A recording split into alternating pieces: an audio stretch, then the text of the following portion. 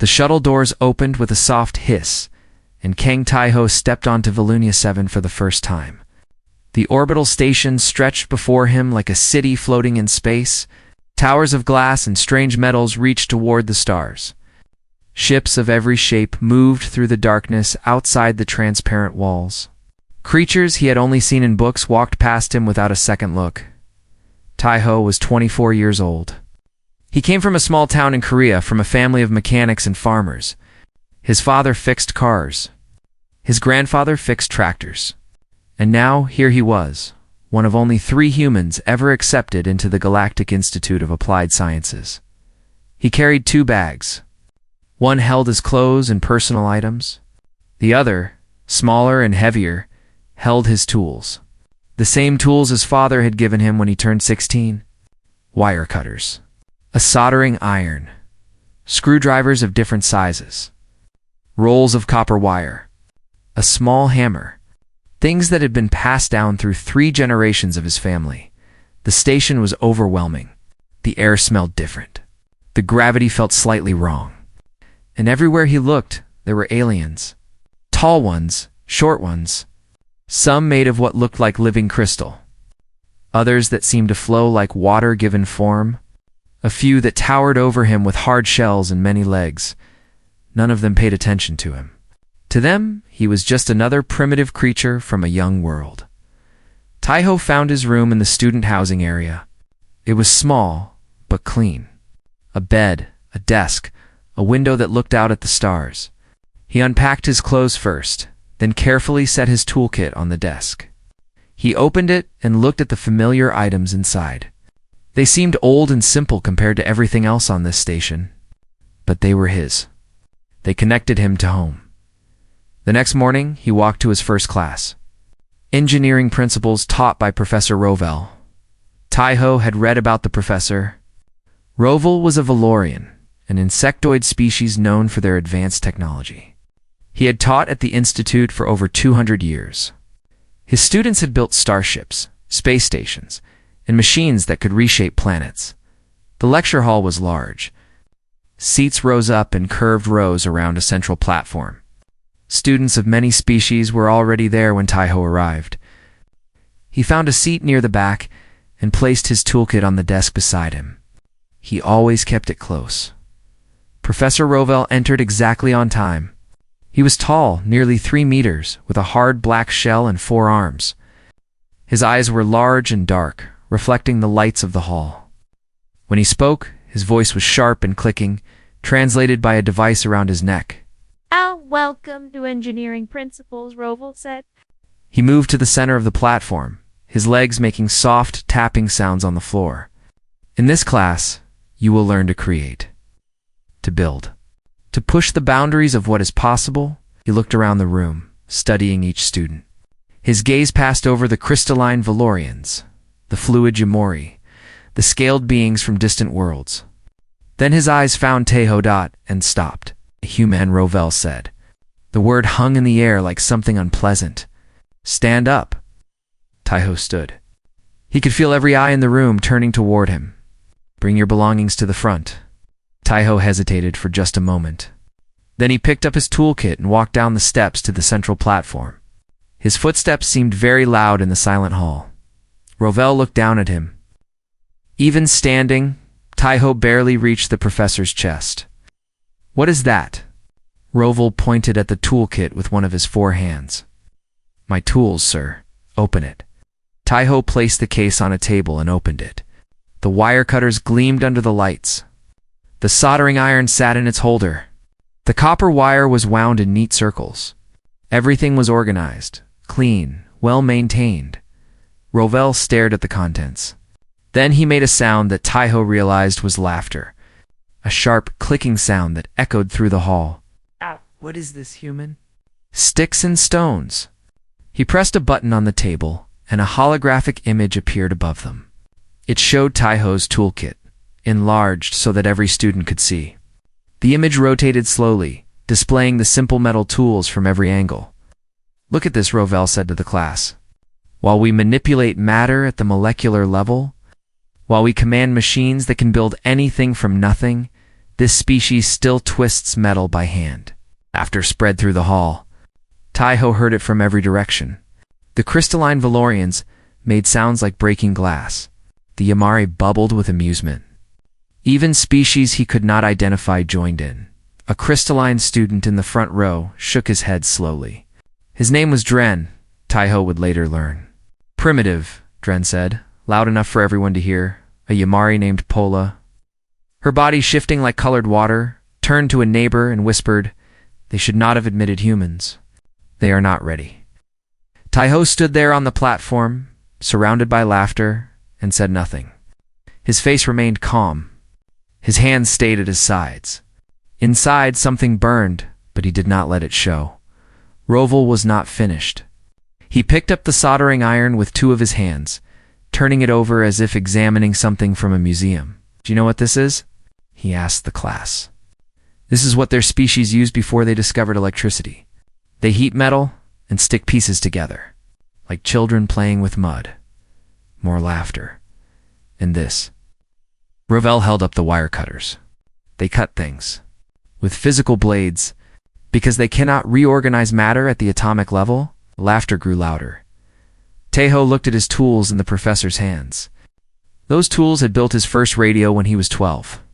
They had repaired his family's car when they could not afford a mechanic. They had created a water pump for his grandmother's farm during a drought. They were not primitive.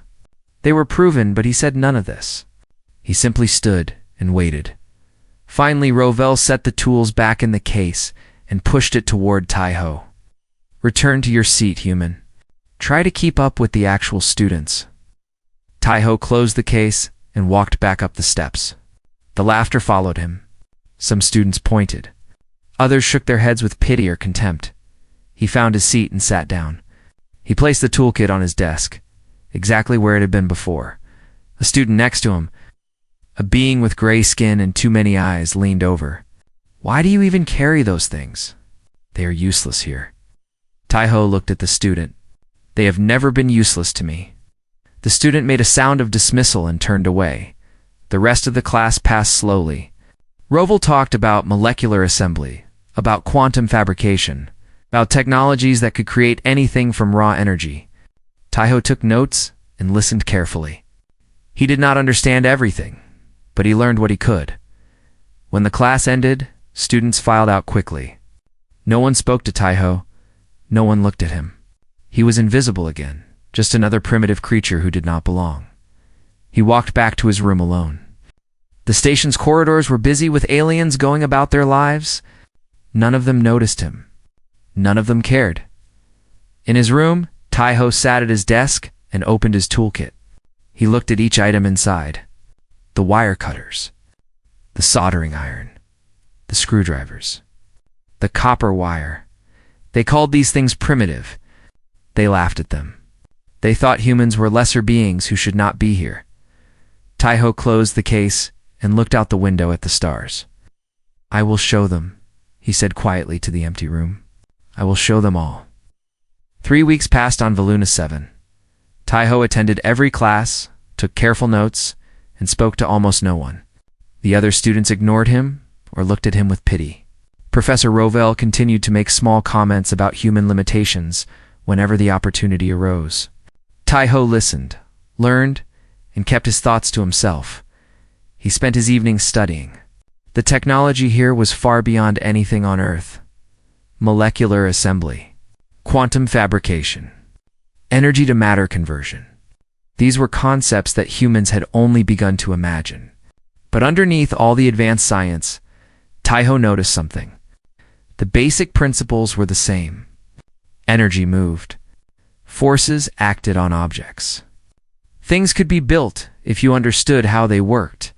The aliens had better tools. But physics was still physics. On the first day of the 4th week, Professor Roval made an announcement that changed everything. "Your main project for this semester," Roval said, "standing at the center of the lecture hall, will test everything you have learned. You will construct a functional autonomous aerial unit."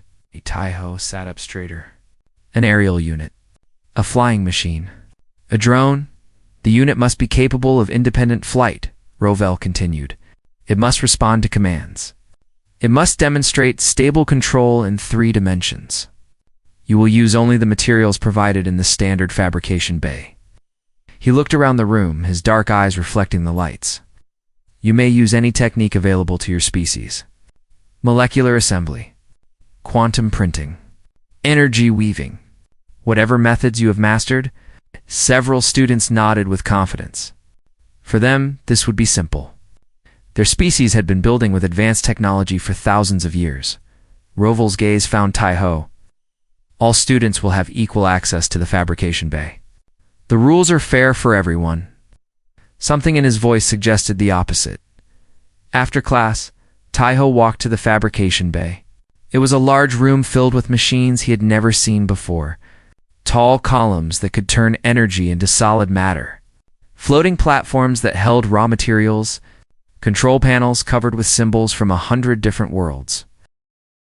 He approached the main terminal and pressed his hand against the identification pad. The screen flickered and displayed a message. Access restricted. Security protocols active. Molecular assembly functions locked for this user. Tai-Ho tried again. The same message appeared. He found a technician nearby, a small being with blue skin and quick movements. "Excuse me," Tai-Ho said. "The system says my access is restricted." The technician looked at his screen, then at Tai-Ho. "Human, yes? There is a security measure on your account. You cannot use the molecular assemblers." "Why?" "Safety reasons. Your species is not certified for advanced fabrication equipment." "How do I get certified?" The technician made a gesture that Tai-Ho did not understand. "You would need to complete a training program. It takes about 2 standard years." 2 years? The project was due in 8 weeks. Tai-Ho filed a formal complaint with the administration. He explained the situation clearly and politely. He asked for the restriction to be removed, or for an alternative way to complete the project. The response came the next day. His complaint had been reviewed and denied. The security measures were in place for good reasons. He was welcome to use non-restricted equipment if he could find any that suited his needs. He was being set up to fail. The rules said everyone had equal access. But the system had been arranged so that Tai-Ho could not use any of the tools that mattered. He could stand in the fabrication bay all day, surrounded by machines that could build anything, and not be able to touch a single one. That evening, Tai-Ho sat in the station's common area, staring at nothing.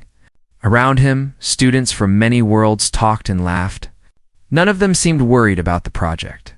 For them, it would be easy. "You look terrible." Tai-Ho looked up. A young woman stood in front of him, holding a cup of something warm. She was human, with short dark hair and sharp eyes. He recognized her face, but could not remember her name. "Yoon Ha-na," she said, sitting down across from him without asking permission. "Linguistics student. We met at orientation." "You probably do not remember." "I remember," Tai-Ho said, though he was not entirely sure. "I heard what happened in Roval's class. The first day." She sipped her drink. "The whole station heard, actually. The professor made sure of that. Good news travels fast. Also heard you filed a complaint about the fabrication bay." "Access denied." Tai-Ho nodded. "They locked me out." "Security reasons," they said. "Security reasons." Hannah repeated the words with clear disbelief. "The same security that lets first-year students from other species use equipment that could accidentally tear a hole in the station. Apparently human hands are more dangerous than quantum assemblers." Hannah set down her cup and leaned forward. "They are setting you up to fail. You know that, right? Roval and whoever supports him. They do not want a human to succeed here. It would prove them wrong, I know. So what are you going to do?" Tai-Ho was quiet for a long moment. He thought about his father's workshop back home. The smell of oil and metal. The satisfaction of fixing something with his own hands. The feeling of creating something real. Something that worked. From pieces that others had thrown away, he thought about his toolkit sitting in his room. The same tools that had been mocked in front of everyone. "What humans have always done," he finally said. Hannah raised an eyebrow. "Which is..." Tai-Ho stood up. Figure it out anyway. He walked back to his room, his mind already working. He could not use the molecular assemblers. He could not use the quantum printers. He could not use any of the advanced technology that made building things easy, but he had his tools, and he had his hands. And somewhere on this station, there had to be materials he could use. He opened his toolkit and looked at the contents. Wire cutters, soldering iron, copper wire, screwdrivers, things that had been called primitive, things that had been laughed at, but these tools had built machines before. They had created things that worked. They had solved problems when nothing else could. The aliens had their molecular assemblers. They had their quantum fabricators. They had technology that could create anything from nothing. Taiho had wire and solder, and the knowledge of his grandfather and father.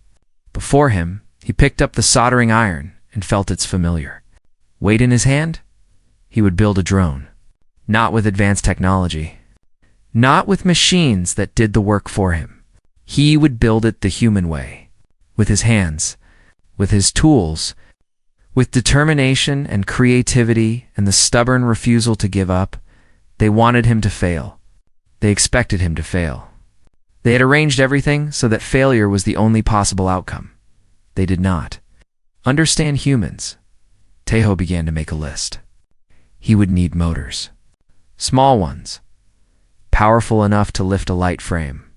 He would need a power source, batteries or something similar. He would need materials for a frame, something light but strong. He would need wire for connections, circuit boards for control. None of these things would come from the fabrication bay. He would have to find them somewhere else, trade for them, salvage them, create them from whatever he could find. It would be difficult, maybe impossible. But Taiho had never let that stop him before. He looked out the window at the stars and thought of home. His father, working late in the garage. His grandfather, keeping old machines running long past their expected life. Generation after generation of people who built things with their hands. I will not fail, Taiho said to himself. I will show them what humans can do. He picked up his toolkit and walked out of his room. The hunt for materials had begun. The lower levels of Veluna 7 were different from the rest of the station. Up above, everything was clean and bright and perfect. Down here, machines hummed behind metal walls. Pipes carried water and power and things Taiho could not identify. And in the corners, in the storage rooms, in the places where no one important ever went, it was salvage. Taiho found the recycling center on his third day of searching. It was a large space filled with broken machines, damaged equipment, and discarded technology from 100 different worlds. Things that were too old or too damaged to be worth fixing. Things that were waiting to be broken down into raw materials to the aliens. This was garbage. To Taiho, it was treasure. He spent hours going through the piles. He found servo motors from a broken cleaning robot. They were small and precise, designed to move mechanical arms. Perfect for what he needed. He found a cracked translator device with a circuit board inside. The circuits were still good. He found polymer sheets that were scratched but strong. Good for building a frame. Trading was harder. The station had its own economy, and Taiho had very little that anyone wanted. But he learned that food rations from Earth were considered exotic. Some aliens had never tasted human food. He traded his dessert allocations for 3 weeks in exchange for a set of small batteries. He traded his extra clothes for spools of thin wire every night. After classes ended, Taiho worked. His room became a workshop. He cleared his desk and spread out his materials. The servo motors, the circuit board, the wire, the polymer sheets. His toolkit sat open beside him, every tool ready for use. He started with the frame. Using his wire cutters and a small saw he had made from scrap metal, he shaped the polymer into 4 arms extending from a central body. The design was simple. 4 rotors, 1 on each arm, would provide lift and control. A basic design that humans had used for decades. The work was slow. Without molecular assemblers, he had to measure everything by hand, cut everything by hand, shape everything by hand. A mistake meant starting over. A wrong cut meant wasted material. His hands became sore. His eyes grew tired from close work. But every night, he made progress. Hannah visited him often. She brought food when he forgot to eat. She brought water when he forgot to drink. She sat with him while he worked and talked about everything and nothing. "You know they are watching you," she said one night, sitting on his bed while he soldered connections. "Who?" "Everyone. The other students. Some of the professors. Word has spread that the human is building something by hand." Taiho did not look up from his work. "Let them watch. Some of them think you are crazy. Some of them think you are stubborn. Some of them are curious. Curious about what? About whether you can actually do it." Taiho finished his connection and tested it. The circuit responded. He allowed himself a small smile. "I can do it." Hannah pulled out her personal device, a small recording unit. "I want to document this. Everything you do. Every step of the process." "Why?" "Because when you succeed, I want there to be proof. Real proof that no one can deny or explain away." Taiho finally looked at her. She was serious. Her eyes were determined. "You believe I will succeed?" "I believe humans are more than they think we are."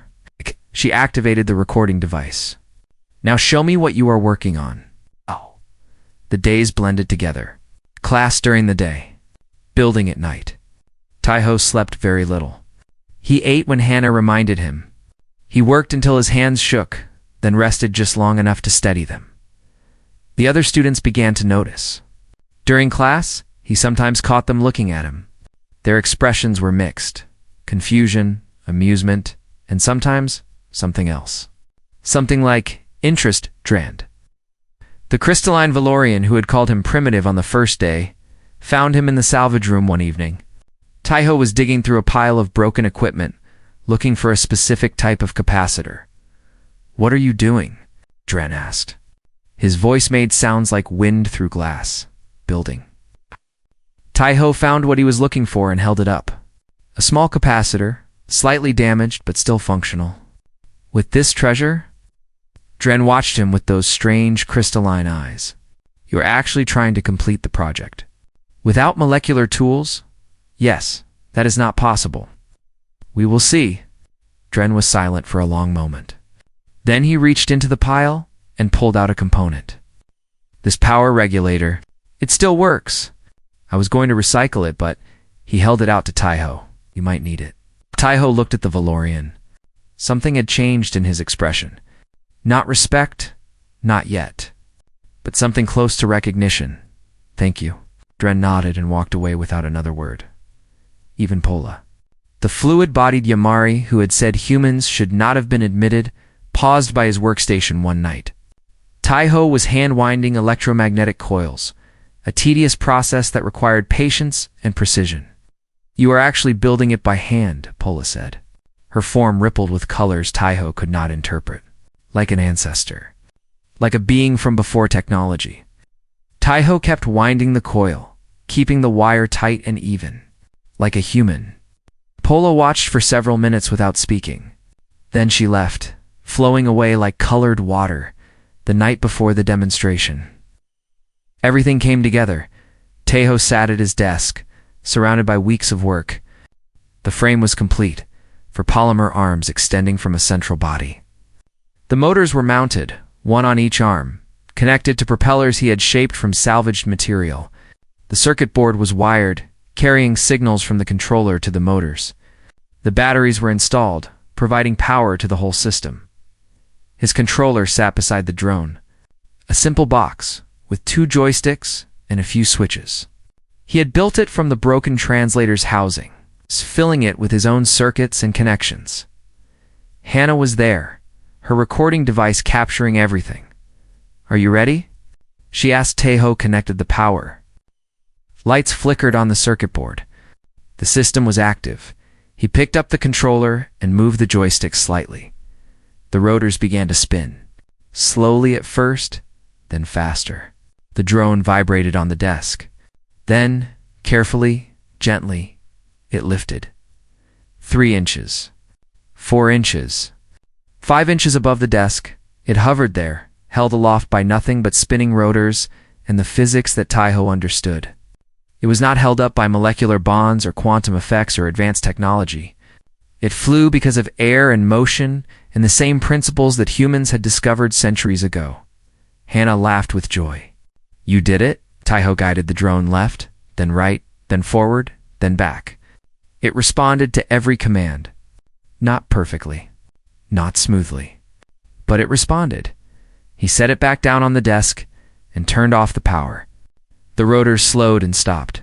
The drone sat there, ugly and rough, Ow. with visible wires and exposed motors and scorch marks from soldering. It looked nothing like the elegant machines the other students would present, but it flew. Taiho looked at his hands. They were covered in small burns and cuts. His fingers were sore. His eyes were tired. He had never felt better in his life. "Tomorrow," he said to Hannah, "we show them what humans can do." The evaluation chamber was the largest room Taiho had seen on Villeneuve 7. It rose up in a great dome, with seats circling around a central platform like an ancient arena. Normally, only students and their professor would attend project demonstrations. Today, the chamber was nearly full. Word had spread across the station. The human was going to present something built with primitive tools. Some came to see him fail. Some came out of curiosity. Some came because they had heard the rumors and wanted to see if they were true. Taiho sat in the back row with his drone in a simple carrying case. Hannah sat beside him, her recording device ready.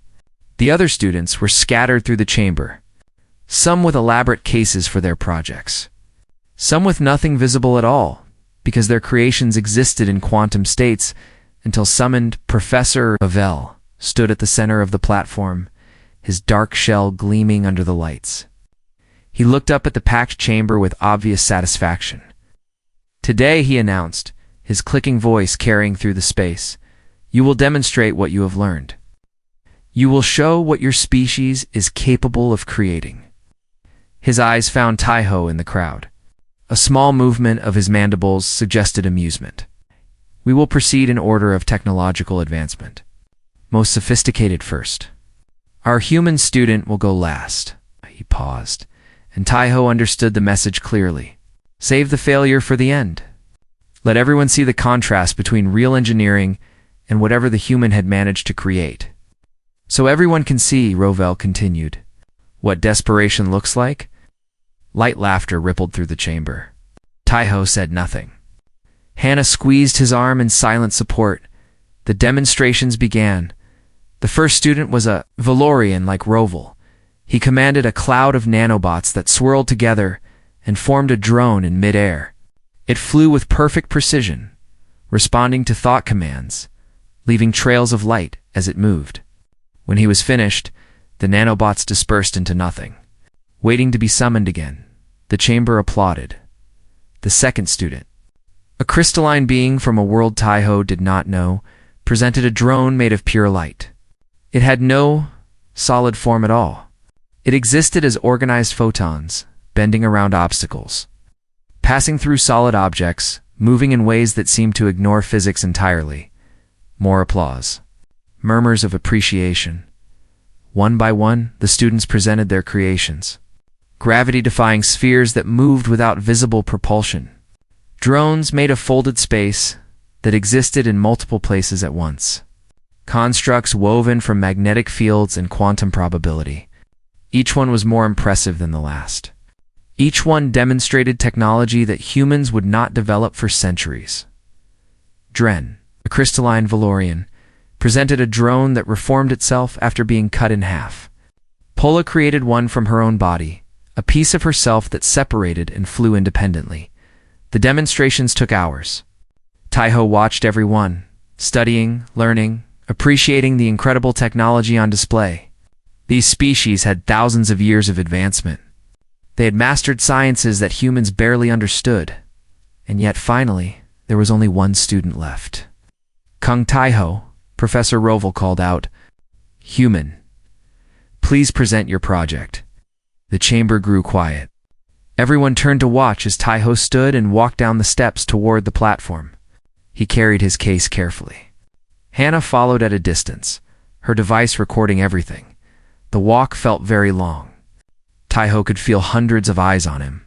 He could feel the expectation, the anticipation of failure, the barely contained amusement. He reached the platform and set his case down on the demonstration table. Professor Rovell stood nearby, his forearms crossed, his expression unreadable. Human! Taiho opened the case and lifted out his drone. The reaction was immediate. Gasps, laughter, sounds of disbelief. From species across the galaxy, the drone was ugly. There was no other word for it. 4 arms of bent polymer extended from a rough central body. Motors sat exposed at the end of each arm, connected to propellers made of salvaged material. Wires ran along the frame, secured with tape and solder. Scorch marks showed where connections had been made by hand. The circuit board was visible through a gap in the housing. Compared to the elegant, impossible creations that had come before, it looked like something a child might build from garbage. "What is that?" someone called out. "Is this a joke?" Another voice asked. Professor Rovell examined the drone with obvious disdain. "This is your project? This collection of parts?" "Yes, sir. And you expect it to fly?" "Yes, sir." Rovell made that clicking sound of laughter. "Very well. Show us." Taiho placed the drone on the demonstration platform. He took out his controller. It's the same rough box with joysticks and switches that he had built from salvaged parts. The chamber was silent now. Every being watched, waiting to see the human fail. Taiho activated the power. Lights flickered on the circuit board. The drone hummed as the system came online. He moved the joystick. The rotors began to spin. The sound was different from the other demonstrations. Not silent, not elegant.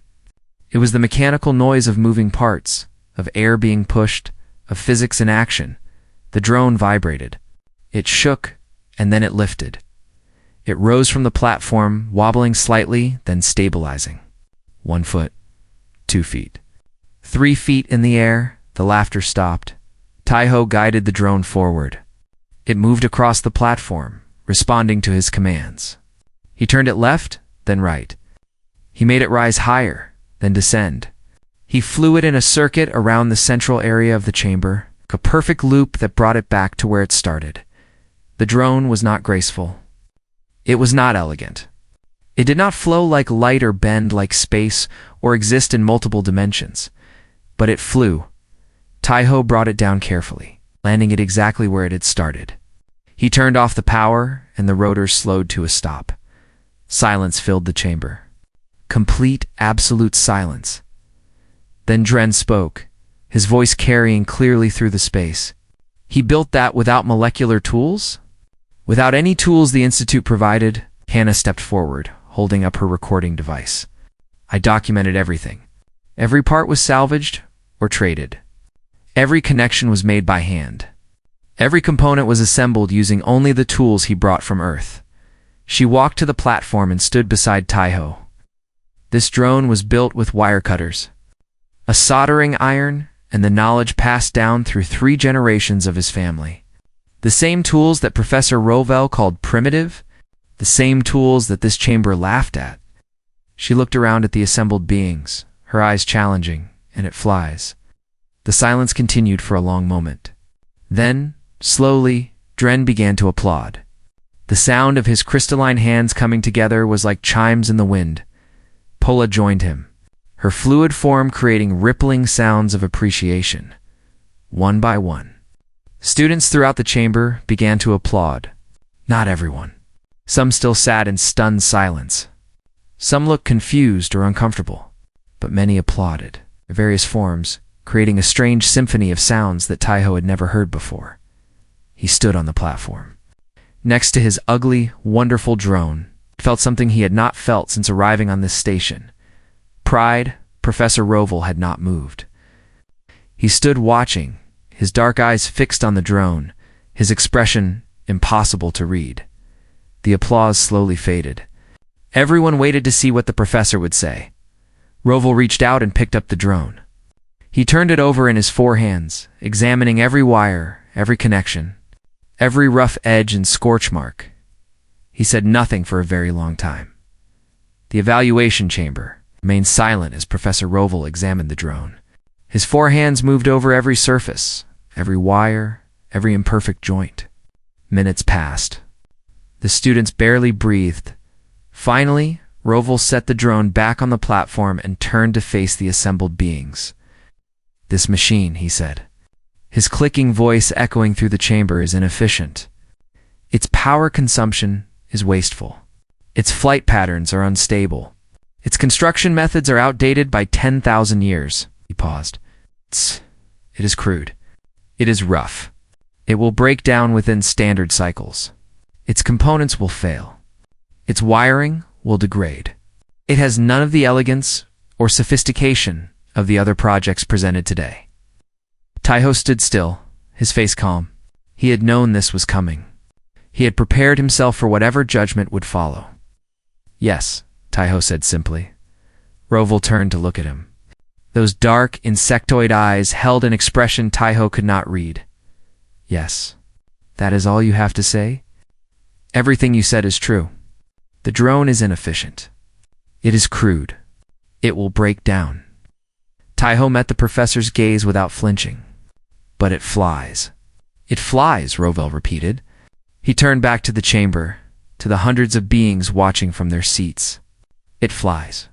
He walked slowly around the platform, his legs making soft, clicking sounds on the floor. "I have taught at this institute for 237 of your human years. I have seen students from every advanced civilization in the known galaxy. I have watched them build wonders with technology that their ancestors developed over millennia." He stopped and looked up at the chamber. The Valorians mastered molecular assembly 60,000 years ago. The Yamari achieved quantum fabrication before they left their oceans. The beings of the crystal reaches could reshape matter before they had language to describe what they were doing. He turned back to Taiho. "Humans achieved space travel 200 years ago. Before that, they were burning dead plants for energy. Before that, they were hitting rocks together to make fire."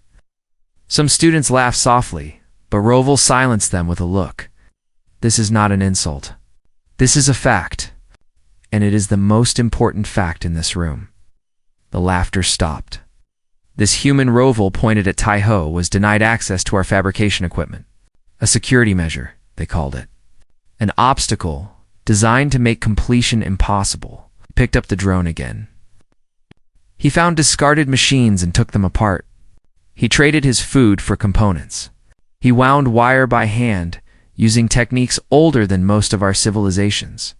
He soldered connections with tools that my species abandoned before we achieved consciousness. Roval held the drone up, so everyone could see, and it flies. He placed it carefully back in Taiho's hands. "The human passes. With distinction," a murmur ran through the chamber. Some students shifted uncomfortably. Others nodded slowly. Roval was not finished.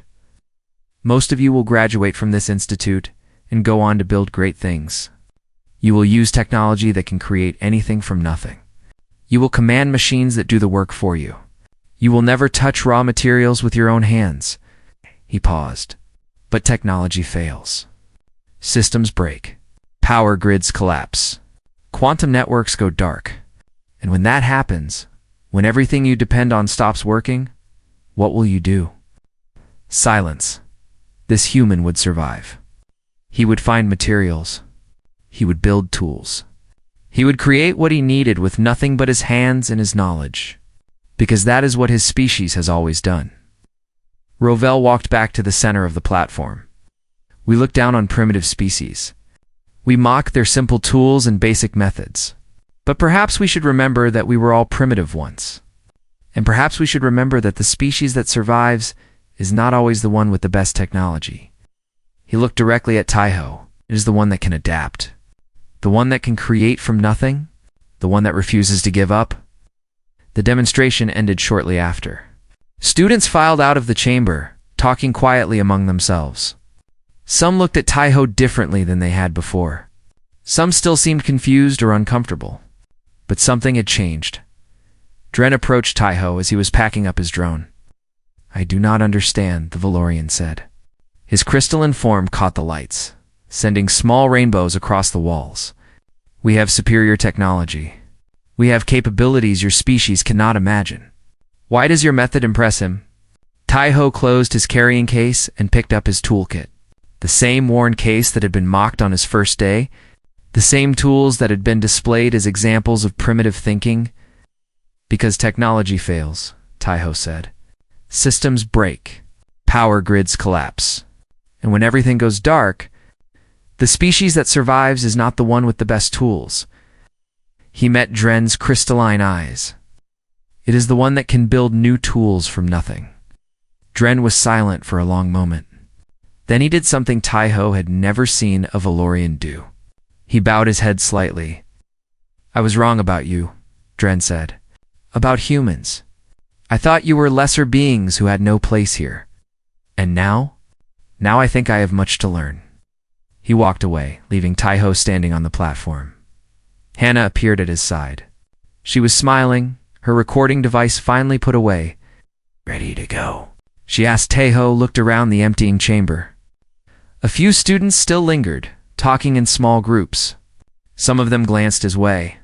He saw something new in their expressions. Not pity, not contempt, curiosity, interest, and perhaps in some of them, the beginning of respect.